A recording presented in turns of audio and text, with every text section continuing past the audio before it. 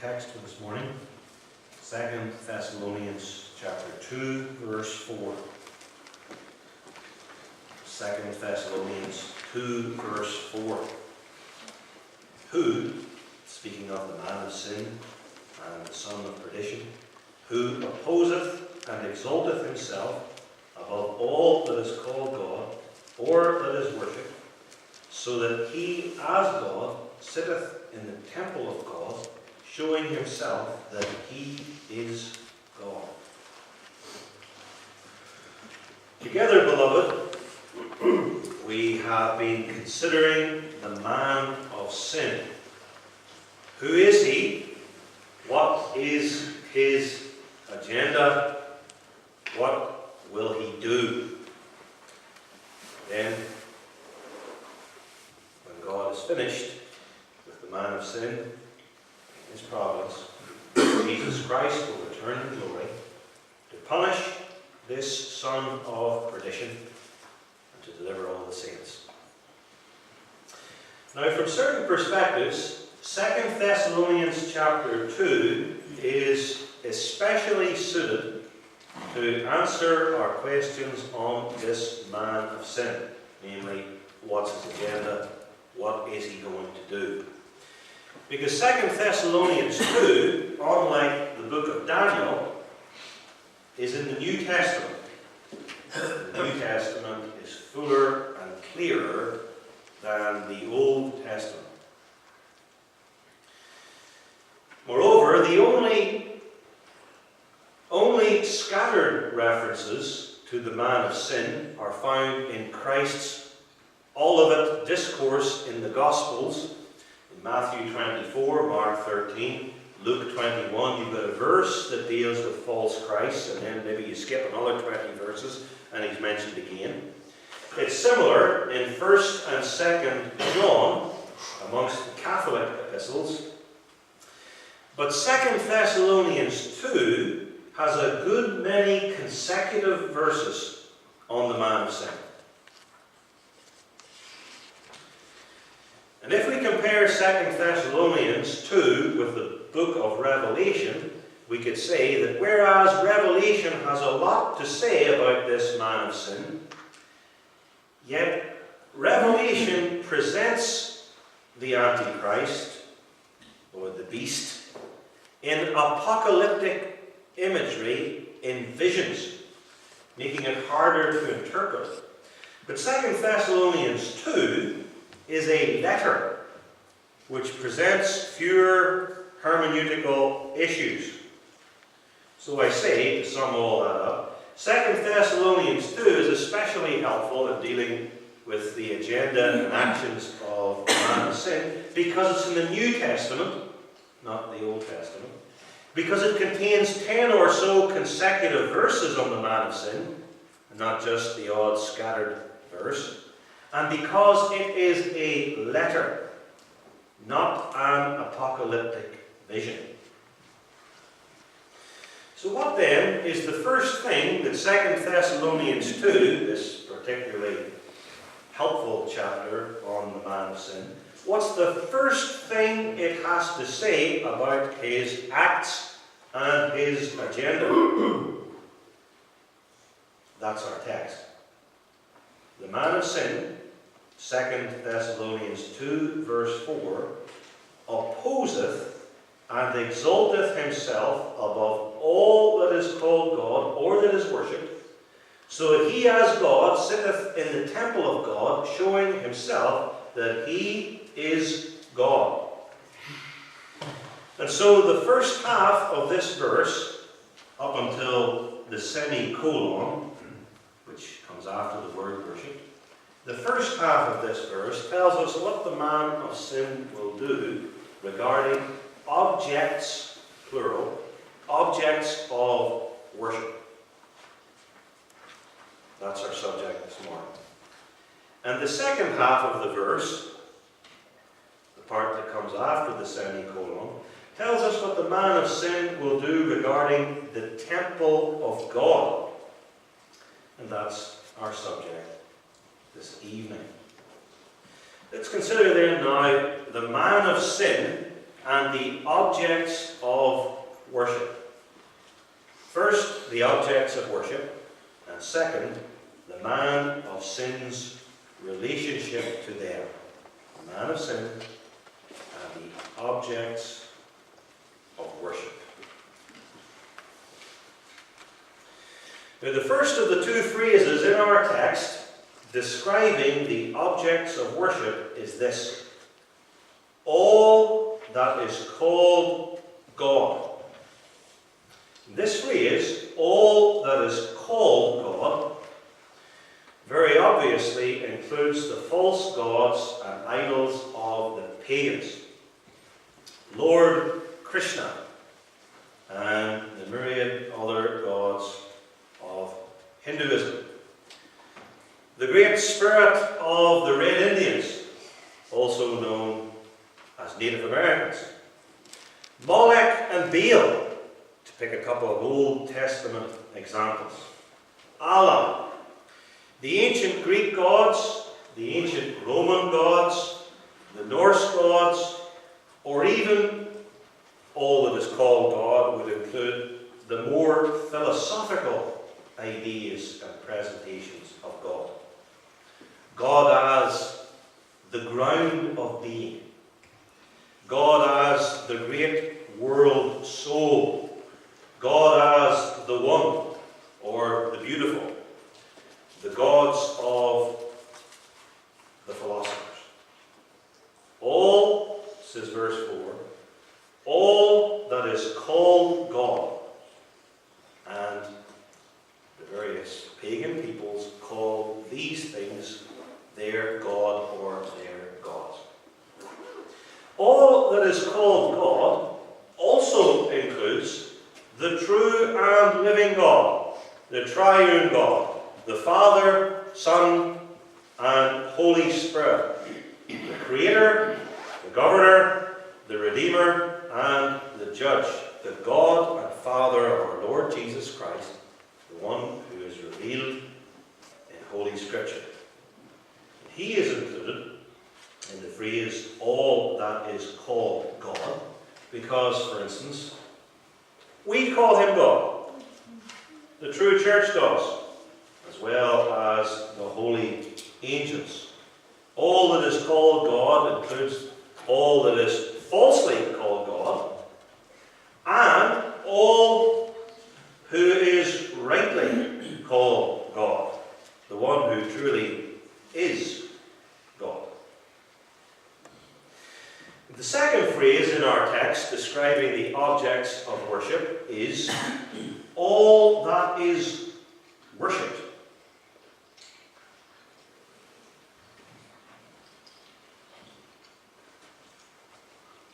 The text speaks of all that is called God or that is worshipped. And this phrase is, if anything, even wider than the first phrase. All that is called God, that's one thing, and all that is worshipped goes beyond that. So this refers not only to all the thousands of gods worshipped by blinded man in the various nations and ages of this world. It includes also the images of corruptible man, or of birds, or of four-footed beasts, or of creeping things, to echo Romans 1 verse 23, including the cats who were worshipped in Egypt, and the cows, the holy cows in India. Winding it out still further, all that is worshipped includes, studies of this word say, the shrines at which these idols are worshipped, and the altars on which sacrifices are offered to them. It embraces then all objects of religious veneration, including religious fetishes. Objects, that is, with supernatural powers, or supposedly possessing supernatural powers. Voodoo devil dolls, we'll throw them into it. holy bones, the claws of certain birds possessing magical powers, supposedly, the fur of certain creatures, or blood that's treated as an object of religious veneration. These things, all that is called God or that is worshipped, or even that's used in the worship of these objects, includes all these things used not only by pagans, but also by professed Christians. All the idols, plus the true God, and all that serves or aids these religions. So if we take these two phrases together, all that is called God or that is worshipped, we're dealing with anything that is spoken of as God, or treated as divine, or regarded with religious veneration by anyone, whether Christian or non-Christian, and whether rightly or wrongly. All that is called God or that is worshipped, which latter phrase includes even the things that aid in the worship, with nothing and no one excluded, except, so says our text, the man of sin himself. So our text then teaches that there are these objects of worship, and it explains the man of sin's attitude towards these objects of worship, and even his actions toward them. And if we were to step back from the text and ask ourselves, hypothetically, what are the different options that this man of sin could have with regards to his attitude towards these religious objects and his actions towards them? What are the options? Well, hypothetically, the first option would be, well, perhaps he's favourable towards religions. Perhaps he's positive towards them. Perhaps he's positive or favourable to all religions. That's the position of, for example, Prince Charles. He says that he's not the defender of the faith, namely the Protestant Reformed faith, but he wants to be, if he becomes king, the defender of faith. Faith in general. All religions. So that's one possibility. Someone's attitude and actions could be favourable, and favourable to all religions. Another possibility, and this is the case with other people, that they are favourable to some religions. In Nepal, for instance, the rulers are especially favourable to the Hindu religion and Hindu deities. In Indonesia, they're favourable to Islam, in a way that they're not favourable to other religions. In Russia, the favoured religion of President Putin, for example, is Eastern Orthodoxy. In Mexico, Roman Catholicism. So that's a possibility for the man of sin. Speaking now abstractly, hypothetically, is he going to be favourable? And if he's going to be favourable, is it to all religions or some religions? Another possibility is that of being indifferent or neutral. Not positive, but neutral. So that someone, or even the man of sin, now speaking hypothetically, doesn't really care about religion. Doesn't do anything for it or anything against it. Just tries to ignore it. And the third logical possibility, besides being positive or neutral, is to be negative and against it is an individual in his attitude against religion. Is he against all religion or some religions?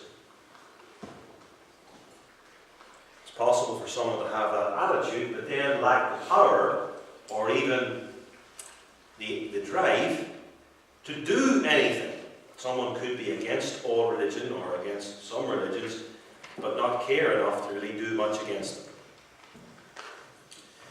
Someone could be against all religions but only act against particular religions and deities and their followers. Or someone could be against all religions and act against all religions. We've canvassed the options. So what does our text then say about the man of sin's relationship to the various objects of worship? The first verb of our text, it's in the participle, is opposeth. He opposeth all that is called God or that is worship. He's not positive. He's not neutral. He's negative. He opposes religions. And when it says he opposes, it's teaching us not only is that his attitude, he's against them, but it's his attitude which is then carried out in his actions. He opposes the religion. And this negative attitude and opposition is not just towards a few of the deities, or some of the religions, or many of the gods, or most of them. It's against all of them. That's what the text says. Verse 4. He opposeth all that is called God, or that is worship. All that is called God. Every last one of them. This includes, too, all the trappings and accessories in all the religions. That's included in the word. All that is worshipped. And in attacking all these gods, the false ones and the true one, he attacks the religious places where they're worshipped, the religious books, including their sacred texts, their religious days, the religious instruction that they give, the schools where the children are taught, the seminaries or colleges where their ministers or clergy or priests, or whatever they're called, the various religions, are indoctrinated. And if you ask, this would be a good question, what sort of success does he have? That's an important question because it's easy to conceive of a person who could be in his attitude against all religion and who could even act against all religions. But he may not be able to do very much. Let's think of a man who did do a fair bit. Stalin, the great evolutionist and lover of Charles Darwin, who switched from being an Eastern Orthodox trainee priest to an atheist and became the Russian dictator, sentencing millions to their death. Well, how successful was he in his attack against religion and religions? Well, first of all, he didn't rule the world, so he couldn't do much against somebody in Peru, let's say. And even then, he didn't have full power in the communist world. The Chinese didn't listen to everything he said, and he had some influence over Poland, but not as much as over his own USSR. He was from Georgia, I believe. But even in the USSR, though he oppressed the various religions in various ways, the two biggest ones, Eastern Orthodoxy and Islam, to focus on them, he didn't manage to wipe them out. And when World War II started, to increase patriotism, he even gave more rights back to the Eastern Orthodox people, hoping to unite the people to fight against the Nazis. But the man of sin, unlike Stalin, has a worldwide kingdom, and he has total success. And in his total success, he utilizes especially propaganda and coercion to force people religiously. And we'll say more about these things later on in the series. He has total success around the world, except, of course, regarding the elect. Revelation 13 verse 8 says, "And all that dwell upon the earth, all that dwell upon the earth, shall worship him, whose names are not written in the book of life of the Lamb slain from the foundation of the world." Everybody will worship him apart from the elect, whose names are written in the Lamb's book of life, the Lamb who was slain from the foundation of the world in God's eternal counsel. He opposeth all that is called God, or that is worshipped. And the second verb is exalteth. He opposeth and exalteth himself above all that is called God, or that is worshipped. The idea of the verb here that exalted means he lifts up himself. He elevates and exalts himself. And how high does he lift up himself? He lifts up, exalts, and elevates himself above or over or higher than all that is called God or that is worshipped. And if you ask, could you be more precise? Okay, he's exalted above all that's called God. Well, yes, we can. He exalts himself so high, verse 4 says, in the second half, so that he, as God, sitteth in the temple of God, showing himself that he is God. That is, he exalts himself so highly, that he claims to be God. So, in that sense, he's not an atheist. He has a God. And he's very explicit. This God is me. That's his claim. Of course, any crackpot can go around saying, I am God. But this one is taken seriously. He has his worshippers, and he is worshipped all around the globe by everybody, apart from the elect, as God. That's what we saw in Revelation 13, verse 8. This is the claim of the man. I am God. Worship me. And worship only me. In some marriage forms, it talks about the husband and wife loving each other to the exclusion of all others. Worship me, says the man of sin, to the exclusion of all others. The first and second commandments of the Decalogue, God says, I am the God who brought you out of the land of Egypt, from the house of bondage. Thou shalt have no other gods before me. And you must worship me only in the way I tell you. For I, the Lord thy God, am a jealous God. I brook no idols, no rivals. And the man of sin is not only claiming himself, will not only claim himself to be God, the only God, but he is a jealous God. God in the sense of false God, idol. No other gods but him.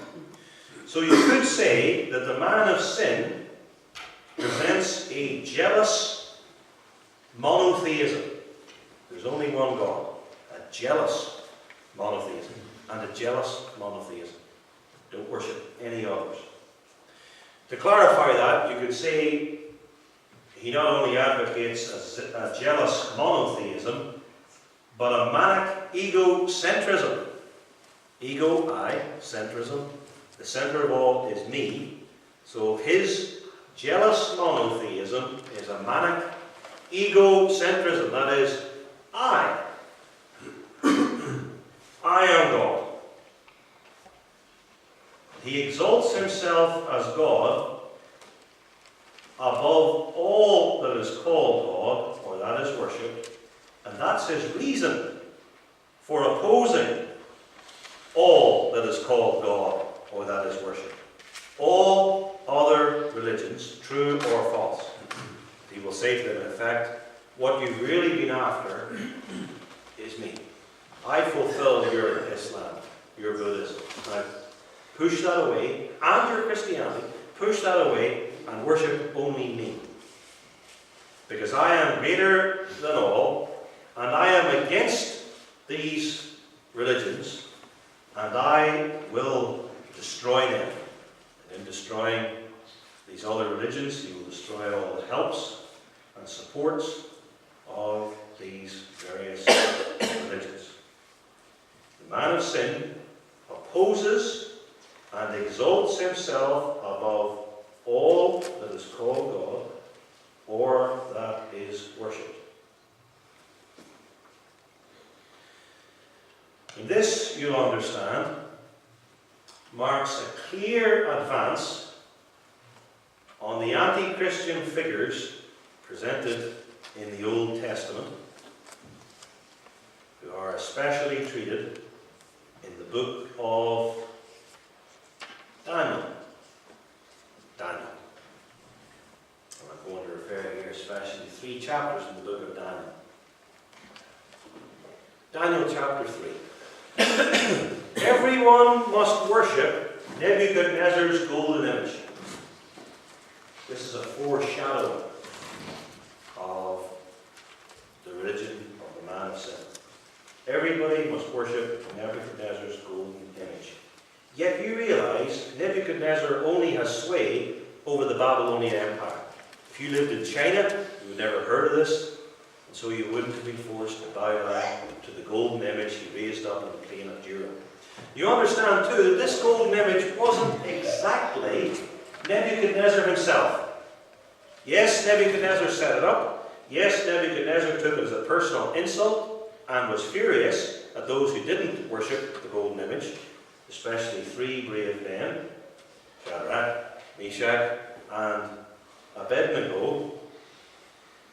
But the golden image wasn't specifically identified as Nebuchadnezzar.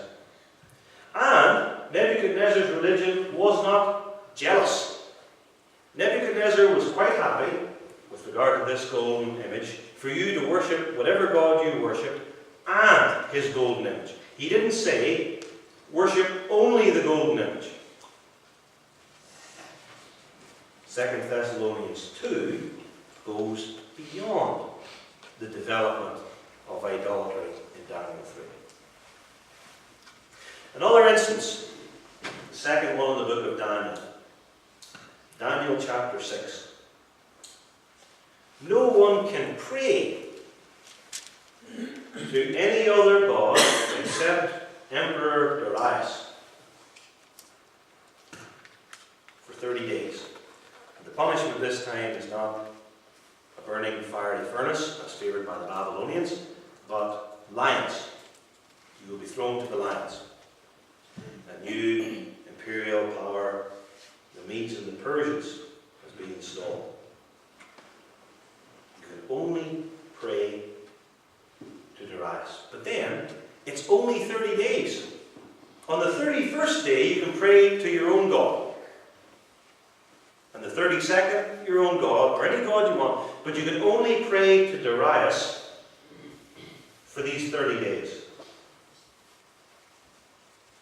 Whereas the man of sin's religion is much more thorough than that. It's not just 30 days, it's as long as I rule. And you'll remember too that King Darius, when Daniel prayed towards Jerusalem with his window open, that King Darius didn't actually want Daniel killed.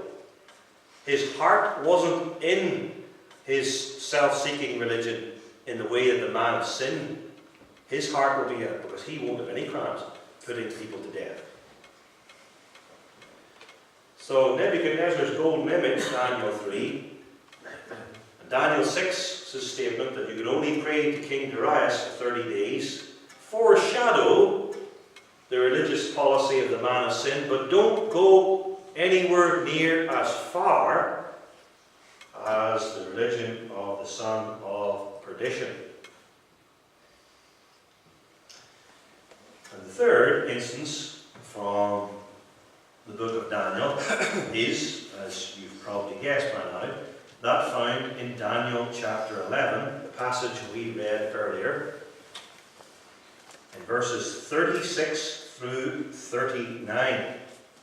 This passage is a prophecy of King Antiochus Epiphanes IV, who foreshadows the final man of sin.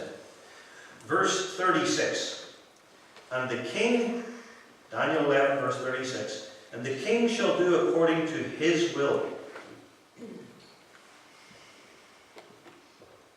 Kind of imitation of the sovereign will of the true God. And he shall exalt himself and magnify himself above every god.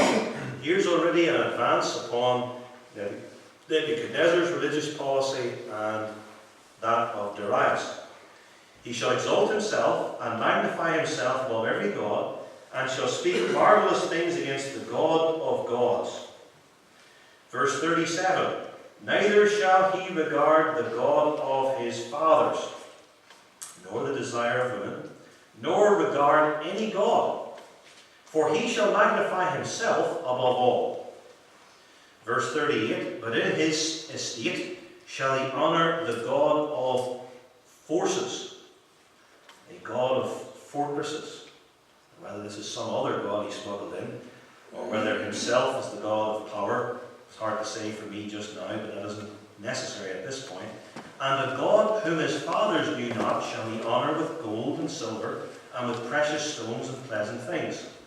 And then, verse 39, thus shall he do in most strongholds with a strange God whom he shall acknowledge. So he exalts himself above all other gods, and he puts down other gods, yet he seems to worship some slightly different God, perhaps even himself. But the man of sin, at the very end of the New Testament age, and just prior to the second coming of Jesus Christ, exalts himself above all that is called God, or that is worshipped, and he therefore opposes all that is called God, or that is worshipped.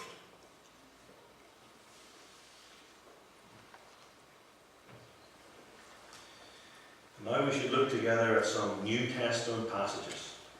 I'm thinking first of all of Matthew 24. Matthew 24, verse 5, many shall come in my name, saying, I am Christ, and shall deceive many. Verse 23 is similar. Then if any man shall say unto you, Lo, here is Christ, or there, believe it not.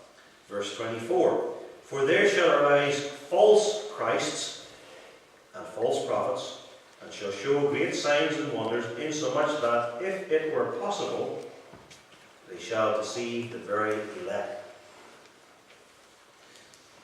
These three verses indicate that many will come saying, I am Christ. Well, the development in 2 Thessalonians chapter 2 is that the man of sin will claim not merely to be Christ, but he will claim to be God. I'll say more about that this evening. Now turn to 1st and 2nd John, beginning with 1 John chapter 2.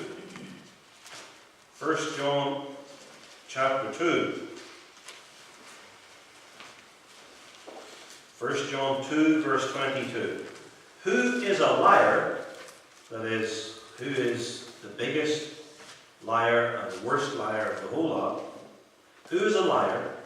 But he that denieth that Jesus is the Christ. He is Antichrist, that denieth the Father and the Son. Whosoever denieth the Son, the same hath not the Father, but he that acknowledgeth the Son hath the Father also. So here's the denial that Jesus is the Christ, which entails necessarily the denial of the Father and the Son. Denial of the triune God. Chapter 4, verses 2 and 3 is similar. Hereby know ye the Spirit of God. Every spirit that confesseth that Jesus Christ is come in the flesh is of God. That is, that confesses his true deity and true humanity. In that he comes, it means he comes from outside this world as the eternal Son of God. In that he comes in the flesh, it means that he, who entered this world by his own will, took to himself a real, complete human nature.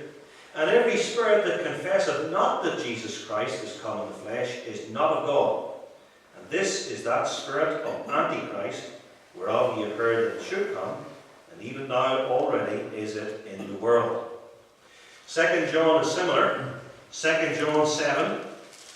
Many deceivers are entered into the world, who confess not that Jesus is come as the Son of God, in the flesh as man.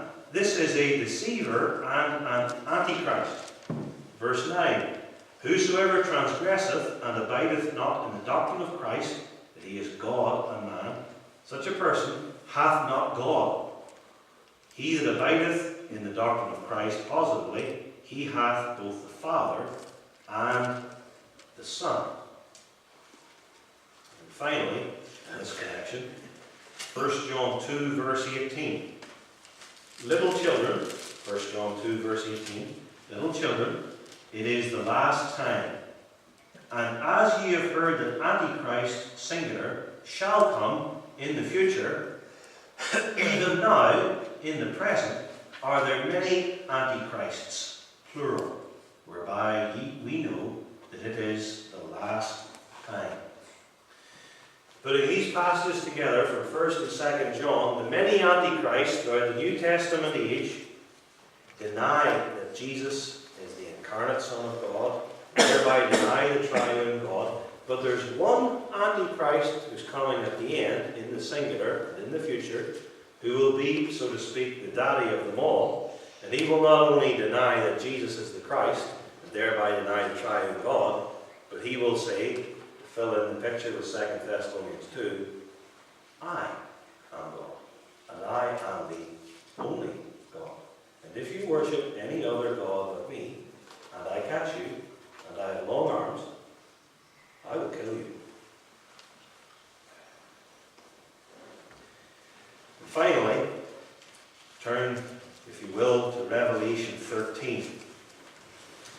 2 Thessalonians 2, and now verse 4 especially, that we've been considering this morning.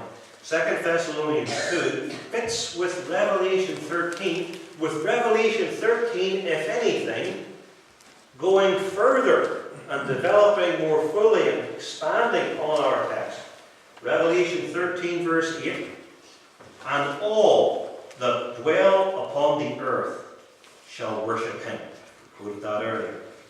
Verse 12, and he exerciseth all the power of the first beast before him, and causeth the earth and them that dwell therein to worship the first beast. Verse 15 says that the other beast has power to give life unto the image of the first beast, that the image of the first beast should both speak and cause that as many as would not worship the image of the beast should be killed.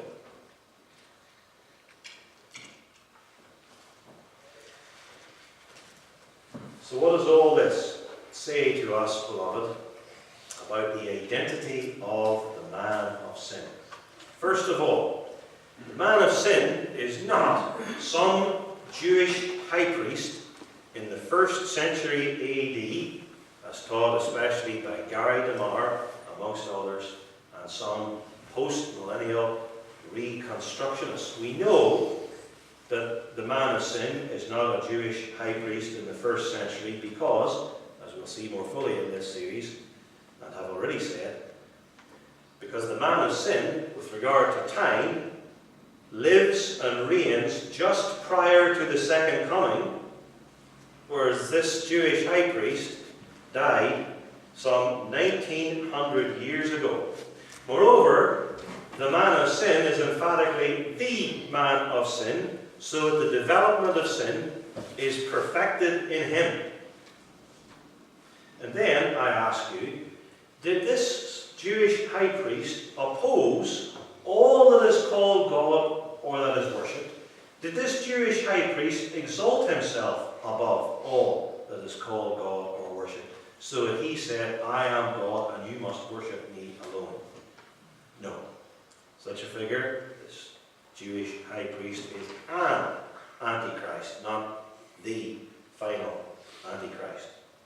Staying in the past, others claim that the man of sin is a Roman emperor, especially Nero perhaps, or the Roman emperors in general.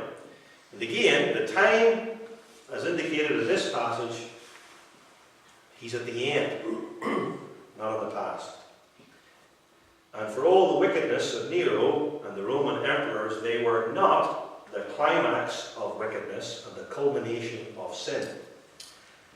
And it was not the Roman policy to say, I, Roman Emperor of God, though they did claim that about themselves, especially after they were dead, and therefore you can't worship any other god but me. The Roman policy was, you can worship any god you like. Just put the Caesar who died among the pantheon. You can worship any god you like, that's perfectly fine. Just submit to the emperor and call him Augustus and Lord, and you'll be okay. Theirs was not a jealous religion at all. I couldn't help, in reading verse 4, of thinking of Richard Dawkins. In fact, I wonder, when Richard Dawkins presents his view, if he himself is aware of 2 Thessalonians 2 verse 4, because Richard Dawkins certainly does oppose all that is called God or that is worshipped. He states that in his books. I'm not attacking Christianity only, I'm not just attacking Islam, I'm attacking all gods, all religion, in every form, all over the world, from the beginning to the end of the world. He does indeed oppose all that is called God or that is worshipped. And though he calls on civil governments and others to organise and oppress religious people of whatever stripe, Richard Dawkins does not exalt himself above all that is called God or that is worshipped, sitting in the temple of God, calling himself God, and calling all men to worship him. He does call all men to believe what he says and to buy his books and to sign up for his Facebook page or whatever way he does it, but he does not call upon all the world to worship him. Muhammad, going back several hundreds of years, to the 6th and 7th century, Muhammad is most certainly against Jesus Christ. Muhammad denies the deity of Jesus Christ and his cross as the great sacrifice for sins and the only way of atonement. Thereby he's against the true God, whom Jesus Christ reveals. And so he's an antichrist in the terms of 1st and 2nd John. But he's only an antichrist because, although he's against Christianity and the other pagan religions, apart from his own pagan religion, he does not exalt himself above all that is called God. He doesn't say, worship me, Muhammad, and don't worship Allah. Instead, he says, I'm the prophet of Allah, but but you must worship Allah. So he doesn't fit the description either. But he is emphatically an Antichrist. And finally, the Pope. The man of sin in 2 Thessalonians is, as I said already this sermon, and as we said in previous sermons, an end-time figure. There's the great apostasy, there's the man of sin, and then, verse 8 especially emphasizes, then comes Jesus Christ at his return to judge him. So the Pope does not fit that. We ought also say, in the terms of our text, the Pope does not oppose all that is called God or that is worshipped. The Pope actually encourages all sorts of religious veneration. The Pope encourages praying to dead saints, Roman Catholic saints, or ones that they claim are Roman Catholic saints. And he encourages prayer to Mary and the worship of Mary. And he encourages the worship of the saints, and he encourages the worship of statues and images. He emphatically does not, for all his gross idolatry, oppose all that is called God or that is worship. In fact, the Pope, in our liberal Roman Catholic age, reckons that you can worship Allah and pagan gods and still make it to heaven. Go figure. And if you say, well, maybe he doesn't oppose all that's called God or worship, but does he exalt himself above all that is called God or worship? And we would say to that, to some degree. He takes divine titles, Holy Father. I am Christ, various popes have claimed in various senses. He attributes to himself divine acts, so that he is infallible when he speaks ex cathedra. He is God's representative upon earth. He accepts, in some form, religious worship. And that's gross idolatry. But he hasn't yet, despite all his wickedness and idolatry, sank to the depths of the man of sin, who opposes and exalts himself above all that is called God or that is worshipped, and says, I alone must be worshipped, and if you don't worship me, bringing in now Revelation 13, you will be killed if we catch you. Wicked as he is, he's not as wicked as the one in verse 4. And all of this, beloved, wading through some of the deepest idolatry in the history of the world, and the future of the world, calls us to thanksgiving to God for saving us from idolatry through the cross of the incarnate Son of God. This calls us to pray, come Lord Jesus. And it calls us to work the kingdom of Christ against the kingdom of Antichrist in its various forms in the meantime.